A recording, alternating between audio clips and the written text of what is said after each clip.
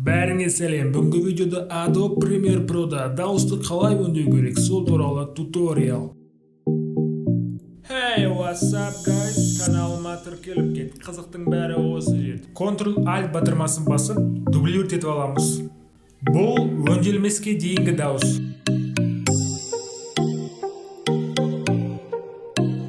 Бірінші параметр эквалайзер эффектісін қолданамыз.